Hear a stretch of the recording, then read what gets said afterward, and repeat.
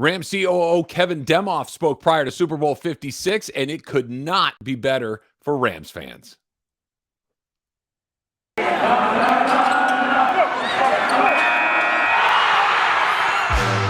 You are Locked On Rams, your daily Los Angeles Rams podcast. Part of the Locked On Podcast Network, your team every day.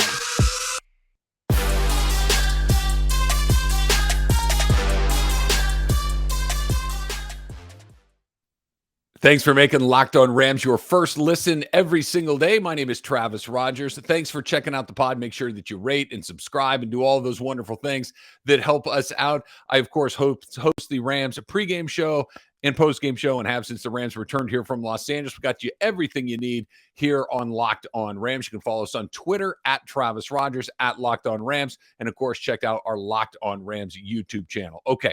Don't forget as well, this show is brought to you by GetUpside. If you drive, and you do, you need to get a discount on that gas. Put that GetUpside app on your phone. Okay, so let's get right to it. Let's get to what Kevin Demoff said in his press conference, his Zoom press conference that he had prior to Super Bowl 56, because I am incredibly energized about what I'm hearing. I am so excited about what he said and what it means for the future of this team that I can barely contain myself. It's terrific, terrific news. Now, what has been, other than the Rams going to the Super Bowl, what has been the topic around this team for the last month, give or take, other than Matthew Stafford in the playoffs and the football stuff? What has been the overarching topic for the last month?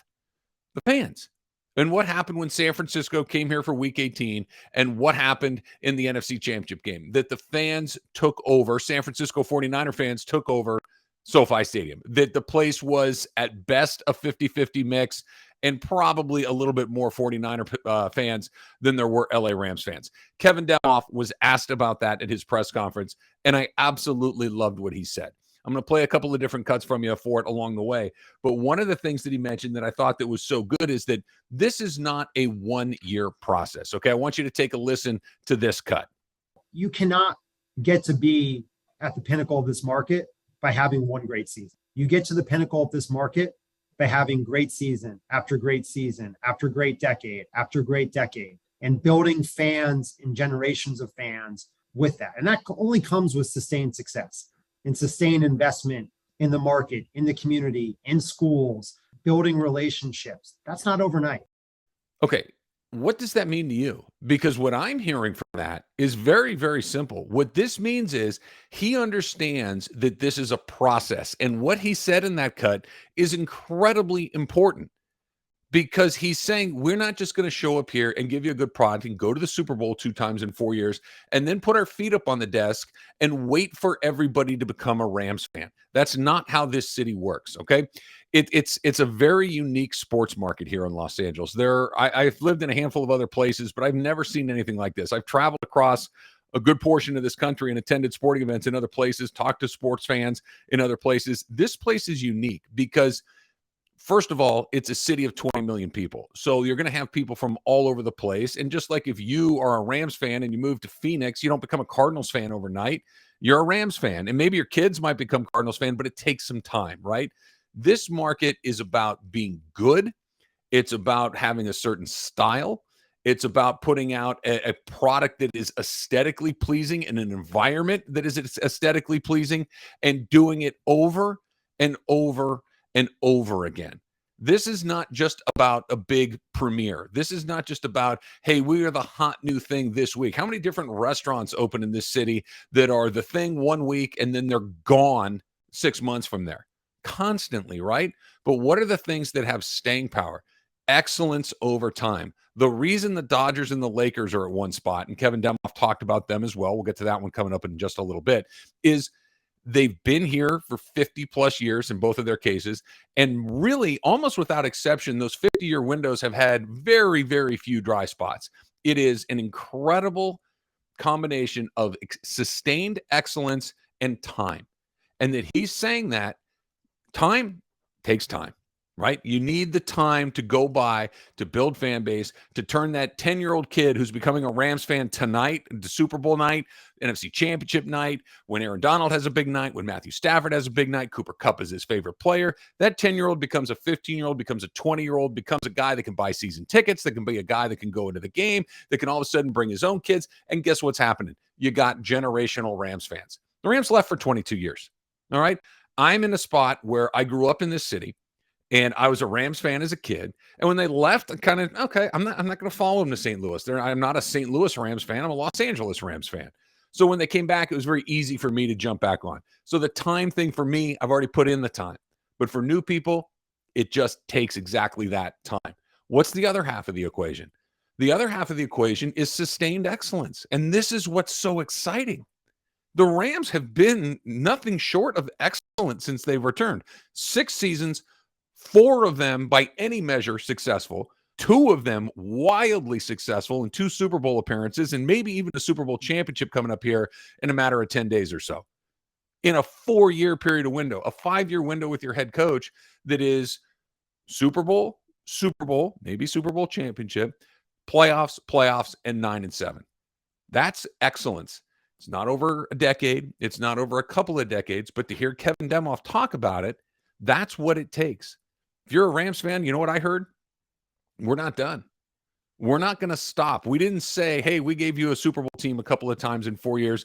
Come on out, fill up the place. We're done here. We can go on the ebbs and flows of a normal NFL team, right? You're good a couple of years. You're bad a couple of years. You kind of slide up and down. And if you're really lucky, you're the Steelers and you stay pretty good for forever, basically. If you're the Patriots, maybe you catch lightning in a bottle, head coach, sound familiar, the right quarterback, and you can keep this thing running for a really long time. But what they're saying is the reason they went all in, the reason they went and got Jalen Ramsey, the reason they went and got Von Miller and Odell Beckham Jr. and Matthew Stafford and all these picks and paid Todd Gurley and paid Aaron Donald and even paid Jared Goff and moved up to get Jared Goff, all of these things, they're all in. They're making moves to sustain excellence. They're making moves to produce a product that will be good now, that will be good a year from now, 5 years from now, 10 years from now. I'm not saying Aaron Donald is going to be holding down the A gap 10 years from now, but they're going to do whatever they can. They're going to move heaven and earth to try to find the next guy that can hold that down for 5 years, 8 years, whatever it is. They realize that if you get stagnant here, if you don't give excellence, if you don't have a state-of-the-art facility, if you don't have something iconic like Dodger Stadium, go do other things. Judge us all you want, right? This is LA. This is what we do. We like it. Cool. We got our full attention. It's good. It's good. Seat's good. Yep. Game time experience is good. Get a beer pretty good. Okay, cool. I'm in. They're not very good. Okay. I might give you 1. I might give you 2. And if you had Laker success and Dodger success, you get a little more runway along the way. But to hear Kevin Demoff talk about this is terrific news. This means they're going to continue to go into free agency, pursue trades. How often do you hear a trade in the NFL? Almost never, unless it's involving the Rams and they're picking up some huge name like Jalen Ramsey or Dante Fowler or Von Miller or Odell Beckham Jr. They're all in on this. And it's not just because, hey, we're back in LA. We need to make a splash.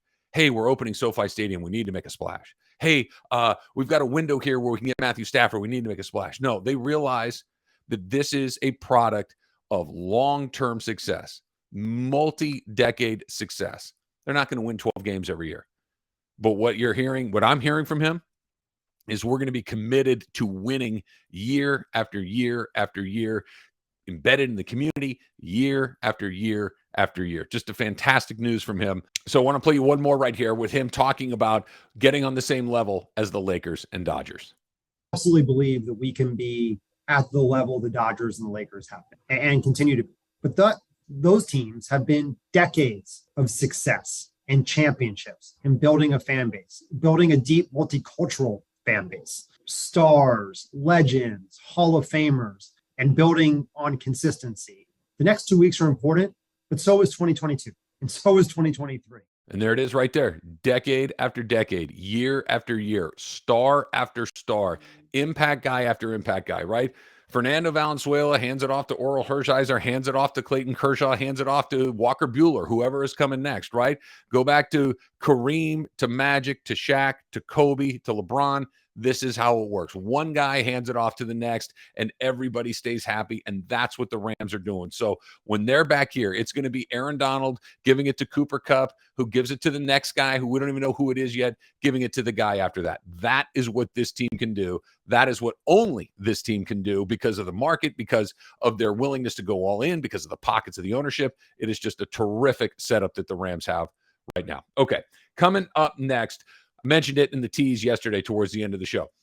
Your comments. It took me a minute. I'm going to go into the comments. I'm going to read your YouTube comments. I'm going to go to Twitter. I'm going to find some and respond to some of these things, some of the questions that you have about going in to Super Bowl 56 and where the Rams are here in Los Angeles. That's coming up, but not before we talk about GetUpside, right? GetUpside, you've heard me talk about this app. We're here in LA. We drive in our cars a lot.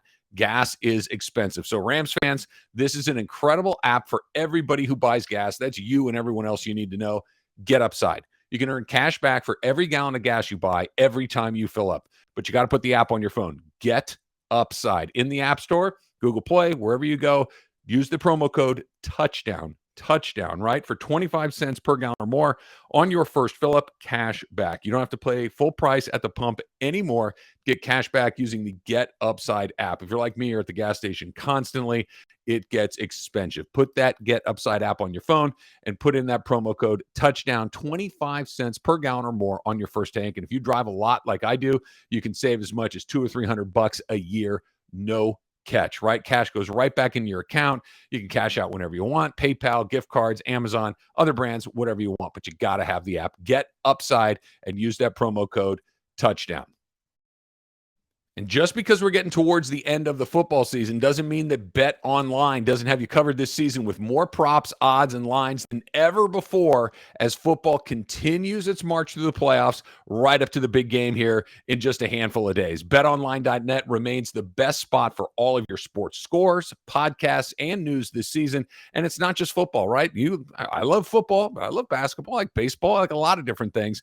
BetOnline has up-to-the-minute info on pro and college basketball, NHL, boxing, UFC, along with live real-time updates of current games. Don't wait to take advantage of all the new amazing offers available for the 2020 season. Bet Online, where the game starts. And it is Super Week, brought to you by GetUpside. There's no better place to get coverage of the big game than the Locked On NFL podcast, Locked On Bengals, and right here on Locked On Rams. We're all here in LA all week covering the big game. Okay, so let's talk about some of the comments that have been left on these are mostly YouTube comments that I went and found over the last couple of episodes talking about this. This is from LA Rams Take, who says he can't lie, McVay's game management was terrible. Okay. Talking about the NFC Championship game. This was a comment left after the NFC Championship game. I don't think I would say it was terrible. I think what it was frantic. I think what it was bordering on desperate a couple of different times. I don't think that I would characterize it as terrible, because they ultimately ended up winning the game. They ultimately ended up driving the field to go do what they did, scored 3 times in the fourth quarter. So I don't know if you can say that his game management was terrible. There are a couple of things going on here. Andy Reid, one of the best coaches in football, he makes mistakes. Pete Carroll decided not to give the ball to Marshawn Lynch at the goal line in the Super Bowl. Huge mistake. We've seen really good coaches make some decisions in moments that make you go, I don't get it at all. You got to kind of understand that a decision or two, or maybe even more than that, and sometimes catastrophic ones, are going to be a part of this. It doesn't mean that they're a bad coach. It means that it's a bad decision. And I don't think that Sean McVay is a bad coach or makes a ton of bad decisions, but he's kind of like, well, the only guy that doesn't screw this up is Bill Belichick. And part of it is he's been through this for a million years, both as an assistant and as a head coach now for 20 plus years in New England. So he's got the time, he has the experience to go through these things. Sean McVay is still a relatively new head coach. This is his 5th season in the year, so he's not a pup, but he's still learning. If you don't think he's going to be better this upcoming Sunday or 2 Sundays from now than he was when Super Bowl 53, I don't know what to tell you. He's a better coach now than he was then, and he was a pretty good coach at this time. You learn. You make some mistakes that maybe aren't great, but I think if you're saying that his game management is terrible, you're not paying close enough attention to some of the, whose game management was terrible? Brandon Staley's game management was terrible. constantly going for it, constantly saying, forget this. We're aggressive team, that you kind of have to feel your way through some of these things. And I think more often than not, he does a good job. I didn't like either one of the challenges he had. I didn't like the calls on 3rd and 4th down, 3rd and 1, 4th and 1, and the running back never touches the ball. That doesn't seem like a great decision to me. But again, if we're picking instances here and there and you still win the game, I don't know if we can go to terrible at that point. This one is from Eric Castro. He was saying there are no guarantees. Go finish this thing. This goes back to the episode we were talking about where, hey, listen, the Super Bowl 53 roster compared to the Super Bowl 56 roster, they're totally different. We're basically talking about Aaron Donald and Andrew Whitworth. Those are the two guys that were there last time that are going to be here this time. I understand there are a few more. Johnny Hecker's here. There's a couple of offensive linemen that are here. But the fact of the matter is, as far as the big guys go, that's what it is. I cannot stress it enough. You have to finish this thing on Sunday. I'm not saying it's the end of the world if you don't, but you could see it from there, right? It's not the end of the organization. The Rams will come back next year. They'll be a very good team, but you don't get a ton of opportunities like this. And who knows what the team is going to look like? Who knows how many guys will be back? Who knows how many different stars will be down the road? How many different ones will come in? This group of my friend Kirk Morrison, who does the pre and post game show with me, played a long time in the NFL, 9 years for the Raiders, Jags, and Buffalo Bills. And he said that the end of the season every year, even win or lose, is always kind of a mixed bag, because you look around and this team, this group of guys will never be together again. There are always players coming. There are always players going. There's a draft every year. It's just the way that it goes. This group of guys will never be together again. And I think the Rams know it. I think Sean McVay, I think everybody understands that this is about as good of an opportunity as you get. You have an elite defensive player in Aaron Donald, who is at the peak of his powers, playing as well as he ever has in the Super Bowl. You have the quarterback that's playing as well as you need him to play in the Super Bowl. You have a coach who is ascending to, quite honestly, maybe NFL greatness as far as head coaches go. All of the pieces are together. You have a kicker that can make kicks. You have a wide receiver who's going to be on the short list of MVP candidates for the next few years. You made big all-in moves for Odell and Von Miller. Absolutely, you have to finish, Eric Castro. I can't say it enough. It is incredible. This is not – the Bengals will say it. The Bengals, hey, listen, there's no guarantee they get back. And they're right in the back. In your subconscious, you're thinking, we're just getting started. Joe Burrow's only in his second year. Jamar Chase is brand new. We got a brand new Zach Taylor. This is new. We're going to do this again and again. You can tell yourself that it's one shot only. You never know if you're going to get back. Dan Marino, right? Everybody's saying Dan Marino. He got there in his second year. He never went back again. That was Dan Marino. But you think, I guarantee you, Dan Marino saying, oh man, in my second year, I'm going to do this over and over again. The Rams know better. The Rams know that these things don't come around all that often, and they need to cash that one in. And lastly, Mike Romero talked about we went back, right? And this is kind of funny, because as I'm sitting here recording this pod, it's the 20th anniversary of Tom Brady's first ever Super Bowl championship, and talking about finishing and talking about the idea of not being able to get back over and over and over again. Remember, the greatest show on turf had won the Super Bowl in 2000, comes back in 2001. They were 14-point favorites in that game, and they lose.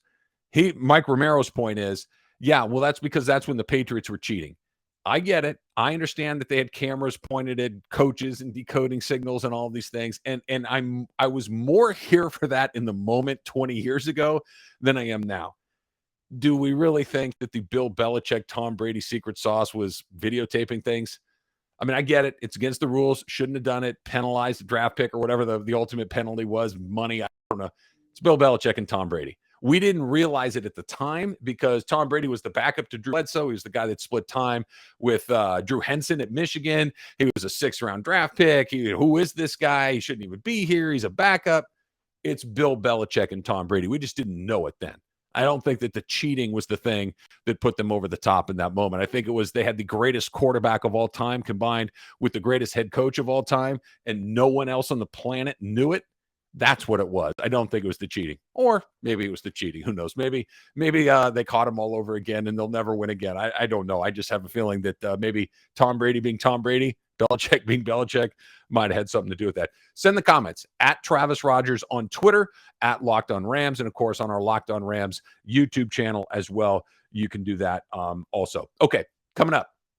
I want to talk about what is not official, but everybody knows it's going to happen. Kevin O'Connell, the Rams offensive coordinator, is going to go to Minnesota to become the new head coach of the Minnesota Vikings. But just because he's going to Minnesota doesn't mean he can't take some Built Bars with him, right? New year, and we're into the second month of the new year, and maybe you're trying to wobble a little bit on that New Year's resolution about eating better, about maybe working out a little bit more. I can help you. Built Bar is the protein bar that can make making good decisions that much easier because it tastes good, right? What's the hardest part about making good decisions? I don't want to eat that. That doesn't taste great. Built Bar does taste great. Easier to stick to your resolution because it tastes good. You're going to want to eat it. It's not, oh my goodness, I got to eat this thing again. You're going to like it, right? 130 calories, 4 grams of sugar, 4 net carbs, 17 grams of protein. Compare that to candy bars out there, not even close. All the good stuff, nearly none of the bad, and it just tastes so much better than those other ones that are out there. So go to your secret spots. You've got them. We've all got them, right? Me, it's the little center console in the car underneath all of the napkins and rubber bands and pens and everything. You got a little stash of things in there. Throw some Built Bars in there. They're going to take care of it. It's a good decision. Even if you can't get that workout in, you're making a better decision with your food. Go to built.com, use the promo code LOCKED15, and you're going to get 15% off your order. Let me give it to you one more time. Use the promo code LOCKED15 for 15% off at built.com. Okay, so you already know that Super Bowl 56 is here in LA coming up on February 13th, but now it's clear that you got to be there. You got to be there to support the home team and fill up SoFi with blue, yellow, and that new white that we all love. Sure, you can scour resellers to buy an overpriced ticket closer to the day, but why would you want to wait? You can lock in the Super Bowl experience of a lifetime right now with our friends at On Location. True 50-yard line seats, only available with On Location. An invite to celebrate on the field with the champs, On Location. And it's not just about game day either. It's exclusive Super Bowl weekend events across LA, pregame parties featuring A-list music talent, and so much more. We simply don't have time to lay it all out, right? The official hospitality partner of the NFL is offering you the most exclusive ticket packages available, period. Visit onlocationexp.com/SB56. One more time, onlocationexp.com/SB56, or search Super Bowl On Location. That's Super Bowl On Location to get yourself to LA the right way. Okay, so unofficially, it seems that Kevin O'Connell is going to be the next head coach of the Minnesota Vikings. It can't be announced officially because he needs to remain a member of the LA Rams so he can coach the team in the Super Bowl. But all indications are it's a handshake agreement. Wink, wink, nudge, nudge. Kevin O'Connell is the next head coach of the Minnesota Vikings. So congratulations to him. First of all, this is another branch, another tree. I'm not an arborist. I don't know how trees and bushes grow along the way, but it's another feather in Sean McVay's cap, that's for sure, because we talked about it the other day about how special of a head coach he is.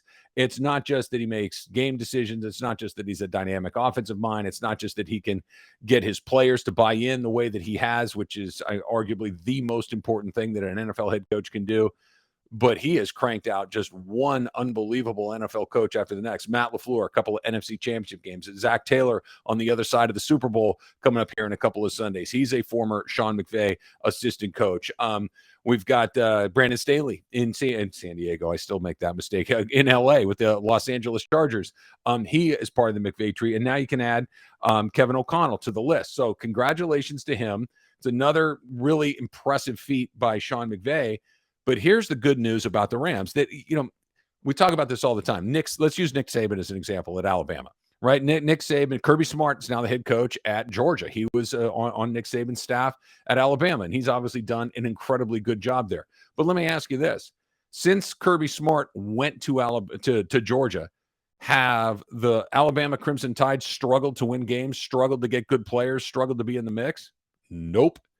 Since the Rams have seen all of these guys leave. Remember when they first hired him? Wade Phillips comes in because Sean McVay was a 30-year-old guy who really had no no head coaching experience, right? He's an NFL lifer that came in and worked his way through the organizations to become a head coach at an age where it was almost unprecedented.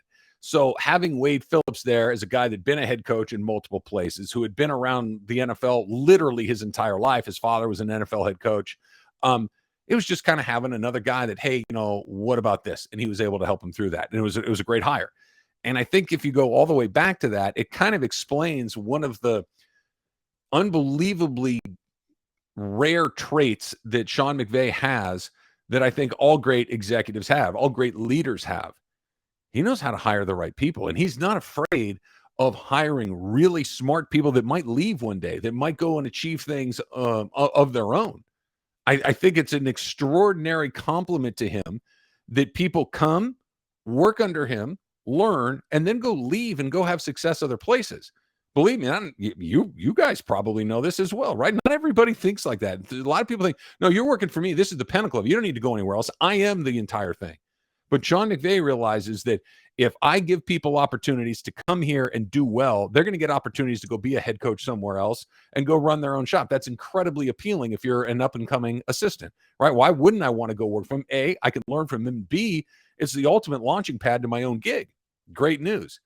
And Sean McVay is not worried about turning and burning these guys because he's got the gift. Right? What is it in Seinfeld where Kramer had the Kavorka? I guess Sean McVay has assistant coach Kavorka. Is that a thing? It should be a thing, because what he's able to do is take that guy. I'll take that guy. I'll take this guy over here. I'll take that guy over there. And he turns them into NFL head coaches. Raheem Morris is going to get a head coaching job eventually. And I know he's been a head coach other places, but this is kind of an ultimate car. Start it over, go work for Sean McVay and go get another job. And a lot of these guys like Brandon Staley and Zach Taylor, these were not guys that were on the tip of everybody's tongue as future NFL head coaches when they got here. But after a year or two with Sean McVay, boom, they're down the road and they're killing it all over again in a different spot. It's an incredible testament to Sean McVay's skills, not just as a coach, but as a manager of people, as his ability to hire other people that are going to do a good job. It's another reason, talking about Demoff and long-term success. You talk about how they're all in, but having Sean McVay here, not just because he knows, okay, we're going to line Cooper Kupp in the slot in this situation. This is the defense, and this is what we've been looking for. Now we can take it. That's the football stuff. That a lot of people know the football stuff, but not a lot of people know the football stuff that can manage players, that can manage staff, that can manage media, that can manage all the things that he does as well as he does. It really is a remarkable combination of skills that he has at a remarkably young age. Keep in mind, this is 5th year in the league. Like, I get it if Bill Belichick has the nose for, that guy has the thing that I need. No, that guy over here, that guy doesn't have it. Let me bring him in here. He's been around the league for 50 years. Sean McVay's been around the league as a head coach for 5. There's an incredible difference. So congratulations to Kevin O'Connell for doing it. And with all due respect, and I'm sure Kevin O'Connell will do a good job in Minnesota. Time will tell, right? The offense is Sean McVay's offense. The offense is what Sean McVay wants it to be. They're going to run what Sean McVay wants it to be. They're going to execute what they need with Sean McVay. This is not going to be, well, what are we going to do now, right? The only group that I've seen some regression in the Rams when they've lost an assistant was when Bones Fossil left to go to Dallas. Right, that was the ones like, oh, okay, because he, by the way, he might be the best special teams coach in all of football. Now, the Rams, for most of this year, their special team unit, not good. I could come up with some other euphemism, underperforming or suboptimal, whatever you want to call it. It was bad. And Brandon Powell showed up and got a little better, and now they've been much better over the course of the last couple of weeks. In the postseason, their special teams units have been very, very good. So that's improved with Joe DeCamillis for sure, but other than the special team unit, when Bones left, everything else just kind of, Wade Phillips, a really good guy. Let's see what that defense looks like. Got a little better. Right. Well, it got a little better. Brandon Staley leaves as the defensive coordinator. Here comes Raheem Morris. Defense pretty darn good again. That he's just got the ability to identify exactly what he needs in his assistant coaches, which is nearly as important as getting buy-in and certainly understanding just how to draw plays, call plays, manage a game, all the other things that he seems to have a pretty good grip on as well. Okay, coming up on Mondays, Locked on Rams. It is Super Week. By the time we come back on Monday, we're going to start breaking it down. We're going to go through the matches, most important offensive matchup, most important defensive matchup. We got that for you on Mondays, Locked on Rams. Thanks again for making this your first listen every single day. We are free and available on all platforms. My name is Travis Rogers. You can find me under my name on Twitter. And don't forget to check out our Locked on Rams YouTube page. As for your second listen, make sure that that's Locked on Bets. It's hosted by your boy Q with expert analysis from Lee Sterling. Until next time, until Super Week next week, whose house? It's Locked on Rams' house.